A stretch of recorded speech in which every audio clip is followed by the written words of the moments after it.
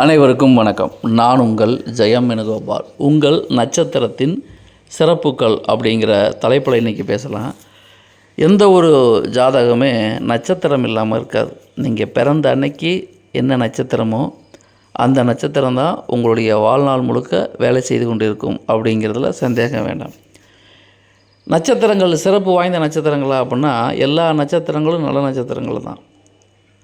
அதனால் அவர் நட்சத்திரம் சிறப்பு, நம்ம நட்சத்திரம் சிறப்பு இல்லை அப்படிங்கிற மாதிரிலாம் கிடையாது. ஒவ்வொரு நட்சத்திரத்திற்கும் சிறப்புகள் உண்டு. எல்லாமே சூப்பரான நட்சத்திரங்கள் தான். இதில் மனிதன் எப்படி ஜெயிக்கிறான் அப்படின்னு பார்த்தீங்கன்னா, உங்களுடைய நட்சத்திரங்களுக்கு உண்டான விஷயங்களை நீங்கள் தொடர்ந்து பயன்படுத்தி வந்தால் நிச்சயமாக ஜெயிக்கலாம். இப்போ உதாரணத்துக்கு அஸ்வினி நட்சத்திரம் அப்படிங்கிறது முதலாவது நட்சத்திரம். இதோடைய அதிதேவர்கள் சரஸ்வதி, அஸ்வினி தேவர்கள், இவங்கெல்லாம் நம்ம சொல்லலாம் அதிதேவதைகள். அப்போது அஸ்வினி நட்சத்திரத்தில் பிறந்தவங்க அஸ்வினி தேவர்களை வழிபட்டாலும் சரி, சரஸ்வதியை வழிபட்டாலும் சரி, வாழ்க்கையில் வெற்றி பெறலாம். அஸ்வினி நட்சத்திரத்துக்கு உண்டான மிருகம் குதிரை.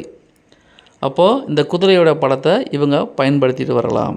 குதிரை முகம் கொண்ட கடவுள்களை ஹயகிரியர் வழிபாடு மிக நன்மைகளை தரும். இந்த மாதிரி ஒவ்வொரு நட்சத்திரத்துக்கும் சில ப்ராப்பர்ட்டிஸ் இருக்குது. அந்த ப்ராப்பர்ட்டிஸை நீங்கள் முழுமையாக உங்கள் லைஃப்பில் கடைப்பிடிச்சிங்கன்னா வாழ்க்கையில் வெற்றியுறுவது மிகவும் எளிது. இந்த உதாரணத்துக்கு மட்டும் சொல்கிறேன். அஸ்வினி நட்சத்திரத்தில் பிறந்தவங்களுக்கு சம்பத்து தாரையாக பரணி நட்சத்திரம் வரும். அப்போ பரணி நட்சத்திரம் அதிபதி யார்? துர்க்கை. பரணி நட்சத்திரங்கள் நெல்லிக்காயை குறிக்கும். அப்போ நெல்லியை அதிகமாக இவங்க சாப்பிடலாம். பரணி நட்சத்திரத்துக்கு அதிபதியான துர்க்கையை வணங்கலாம். இந்த மாதிரி உங்களுடைய நட்சத்திரத்திற்கு சம்பத்து தாரை நட்சத்திரங்களை செயல்படுத்தினால் வாழ்க்கையில் பணவரவு தனவரவு திருப்திகரமாக இருக்கும்.